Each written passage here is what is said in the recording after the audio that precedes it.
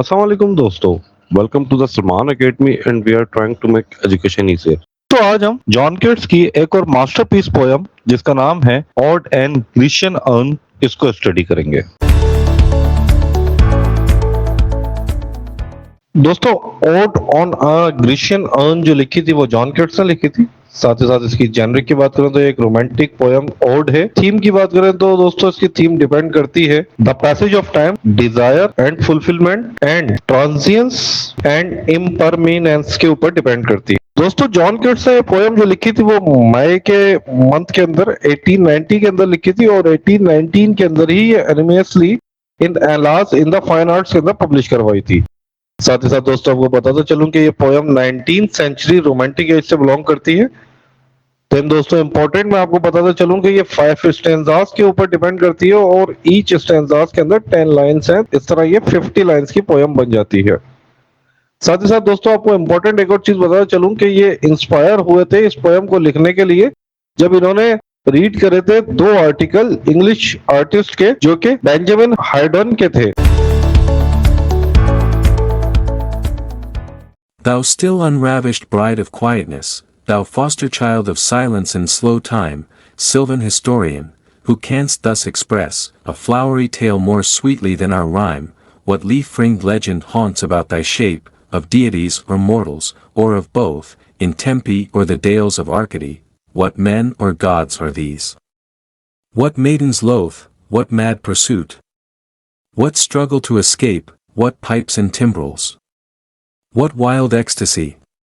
दोस्तों standard number 1 की translation में जॉन केट्स इस पोयम के स्टार्ट में एक यूनानी मर्तबान यानी कि बर्तन को तू कहकर बोलता है और इसे कहता है कि ये इतना खूबसूरत और इतनी अच्छी हालत में है कि इसको देखकर यूं लगता है कि कोई नई नवेली दुल्हन हो और वो भी ऐसी कि जिसे अभी तक किसी ने हाथ नहीं लगाया हो और कोई भी इसे अपनी बातों या शोर से डिस्टर्ब नहीं कर सकता। इसके फौरन बाद जॉन केट्स कहता है कि जिस तरह एक बच्चे को ले पालक बच्चा होता है जिसकी परवरिश लंबे अरसे तक पुरसुकून माहौल में की गई हो, जिसे किसी ने भी तंग ना किया हो, यहाँ इस मर्तबान या बर्तन के साथ इस अंदाज में सलूक किया जा रहा है जैसे कि ये कोई इंसान हो या वाकई इसकी शादी की जा सकती हो या इसे ले पालक बच्चा बनाया जा सकता हो। शायर के मुताबिक हमारी दुनिया के नॉर्मल टाइम के बजाय स्लो टाइम में इस मर्तबान की देखभाल की गई है।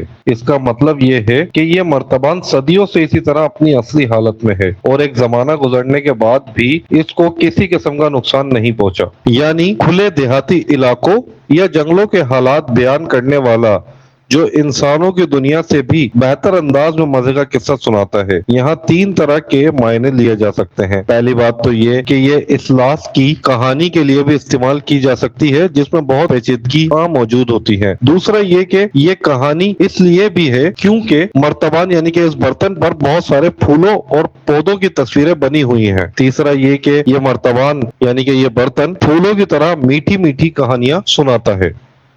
फिर शायर इस मर्तबान से पूछता है कि ये कौन लोग हैं जिनकी तस्वीरें इस पर बनी हुई हैं? क्या ये लोग इंसान हैं या देवता हैं या फिर दोनों मिले जुले हुए हैं, कुछ इंसान हैं कुछ देवता हैं? जॉन केट्स यहाँ पे ये भी महसूस करता है कि ये मर्तबान बहुत आला किस्म का अच्छी क्वालिटी का है क्योंकि इसकी कुदरती खूबसूरती में ज्यादा निखार नजर आता है। शायर ये भी महसूस करता है कि ये मनाजिर खूबसूरत वादियों के हैं, 2 पहाड़ों के दरमियान, जबकि एक खूबसूरत देहाती इलाका है। ये दोनों यूनान की खूबसूरत जगहें हैं जिनके बारे में कहा जाता है कि ये शायरी और मौसीकी के देवता अपोलो की पसंदीदा जगहें थी।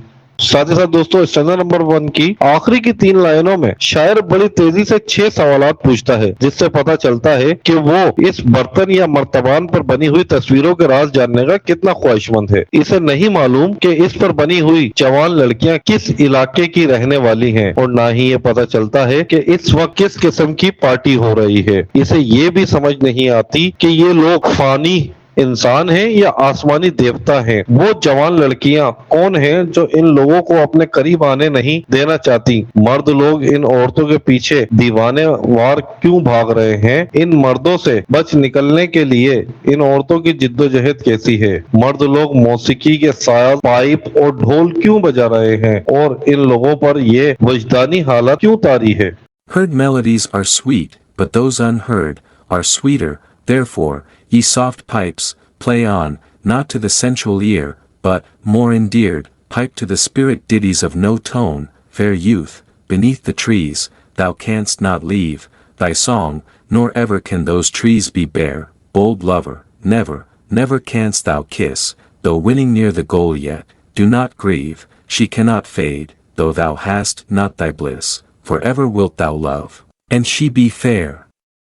दोस्तों स्टैंजा नंबर 2 के अंदर जॉन केट्स ऐलान करता है कि तसव्वुर की अहमियत हकीकत से ज्यादा होती है और ये स्टैंजा इस बात से शुरू होता है कि ना सुनाई देने वाली मौसीकी सुनाई देने वाली मौसीकी से ज्यादा शीरी होती है। मतलब जो म्यूजिक आपको सुनाई नहीं देता उसको फील करने वाले म्यूजिक से ज्यादा आप तरजीह देते हैं। साथ ही साथ दोस्तों इस स्टैंजा की पहली 4 लाइनों में आर्ट, मोहब्बत और फितरत के बारे में तसुराती और हकीकी चीजों का तकाबल किया गया है। शायर मौसीकी के इन पाइयों को मुखातिब करके कहता है कि वो अपनी शीरी मौसीकी का जादू जगाते रहे, क्योंकि ऐसे शानदार मौसीकी आम लोगों के कानों के लिए नहीं है बल्कि मौसीकी के दीवानों के लिए और अनदेखी रूहों को खुश करने के लिए होती है। अगरचे तस्वीर में मौजूद मौसीकी के ये साज बज नहीं सकते, लेकिन जॉन केट्स इन शेरों में शायराना और लहनदार जबान इस्तेमाल करता है। शायर को मर्तबान यानी कि इस बर्तन पर एक दरख्त के नीचे एक नौजवान आदमी मौसीकी का एक साज बजाता नजर आता है और वो इसके बारे में कहता है कि ये महज हमेशा लाफानी रहेगा। यहाँ शायर और मर्तबान यानी कि बर्तन पर बने हुए खूबसूरत नौजवान मौसीकार की किस्मत एक जैसी ही लगती है, क्योंकि ये दोनों तनहा फनकार हैं और मौसीकी की धुनें बिखेरने की कोशिश कर रहे हैं, एक अपने साज के जरिए और दूसरा अपनी शायरी के जरिए। इन दोनों की मौसीकी आम इंसानों के लिए नहीं है बल्कि अंदरूनी रूह के लिए है। ताहम इस बर्तन पर यानी मर्तबान वाला मौसीकार शायर पर एक बात से सबक ले जाता है कि इसके नगमे इतनी मुद्दत गुजरने के बाद भी इसी तरह तरोताजा होते हैं जिस तरह के वो पहली बार बजाए जाने के वक्त तरोताजा थे।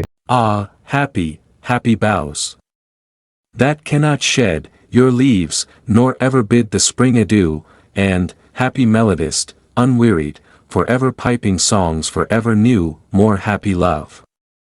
More happy, happy love, forever warm and still to be enjoyed, forever panting, and forever young, all breathing human passion far above, that leaves a heart high sorrowful and cloyed, a burning forehead, and a parching tongue.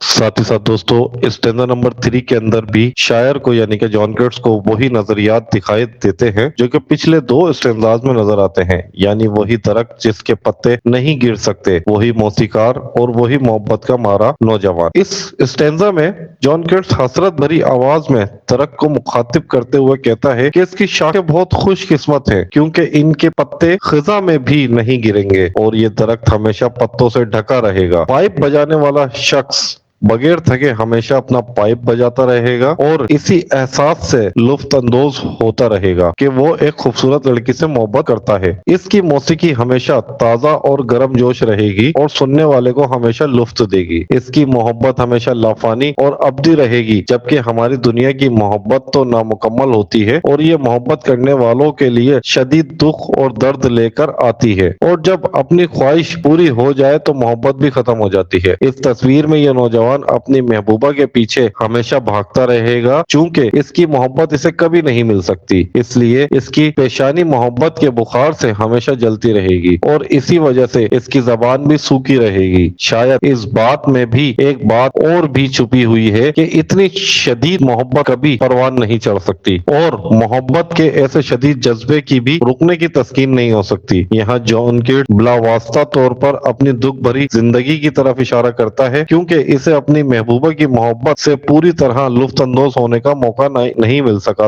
Who are these coming to the sacrifice? To what green altar, O mysterious priest, leadst thou that heifer lowing at the skies, and all her silken flanks with garlands drayest? What little town by river or sea shore, or mountain built with peaceful citadel, is emptied of this folk, this pious morn, and, little town, thy streets forevermore, will silent be, and not a soul to tell, why thou art desolate, can e'er return.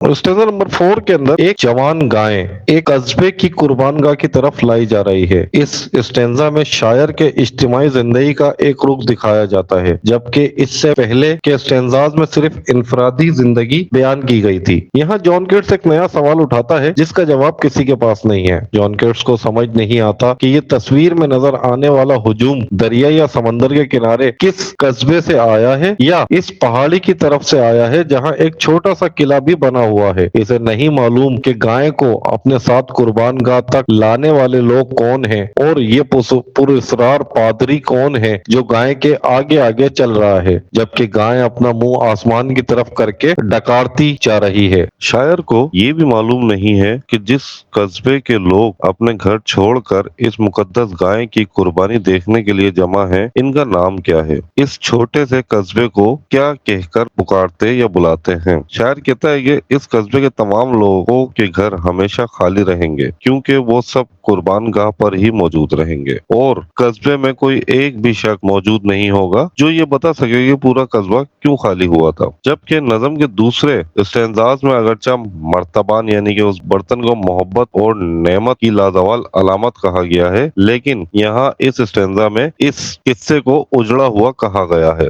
इससे यूं महसूस होता है कि John Keats के जज्बात इस मर्तबान या इस बर्तन के लिए बदल गए हैं। इससे यह भी जाहिर होता है कि मर्तबान के दो रुख हैं, एक तरफ तो इसकी लाफानियत मजबत और इससे इंजॉय किया जा सकता है, दूसरी तरफ ये कस्बा उजड़ा हुआ है, तन्हा है और खाली है। इससे ये भी जाहिर होता है कि जॉन कीट्स कभी भी अपनी शायरी में अपने जाती दुख का इजहार किए बिना नहीं रह सकता और ये भी वो हमेशा खूबसूरत चीजों से इंजॉय हासिल करने की कोशिश में ही करता है।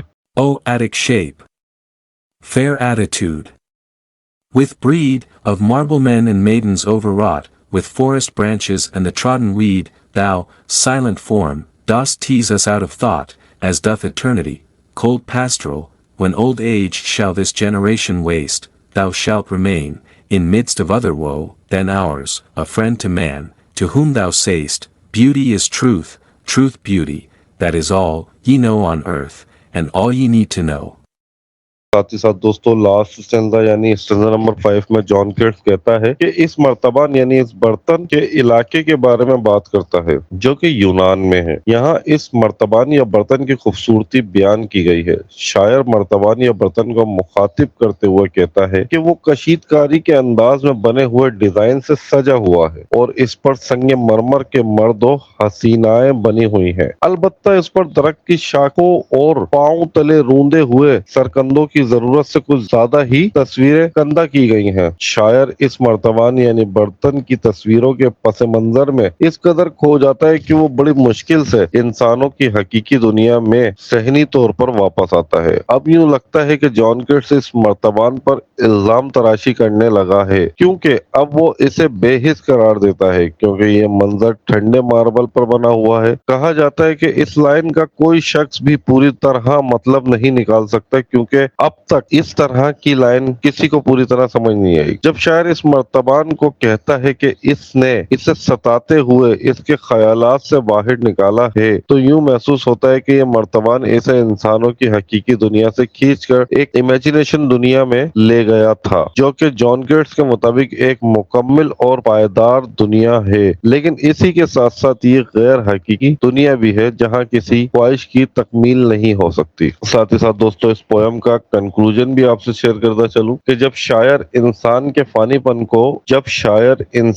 फानीपन को ओल्ड एज वेस्ट और वो के से नुमाया करके इसे लाफानियत के सामने रखता है तो वो इस दुनिया से फरार हासिल करने की कोशिश करता है। जैसा कि हम जानते हैं कि जॉन कीट्स की एक फरार पसंद शायर एस्केपिस्ट है, वो इस दुनिया के तल काइक और रंजो गम से फरार हासिल करने का कोई मौका हाथ से जाने नहीं देता। हत्ता के मर्तबान यानी बर्तन के मुशाहिदे ने भी जॉन कीट्स को एक इमेजिनेटिव दुनिया की तरफ फरार हो जाने पर मजबूर कर दिया। नज़म के आखिर में शायर कहता है कि खूबसूरत ही सच्चाई है और सच्चाई ही खूबसूरत है। इसके ख्याल में ज़मानाए हाल ही खूबसूरती का जौहर होता है, इसलिए गुजरते हुए वक्त को पूरी तवज्जो देनी चाहिए वरना खूबसूरती खत्म हो जाएगी और यही बात जिंदगी की सच्चाई है।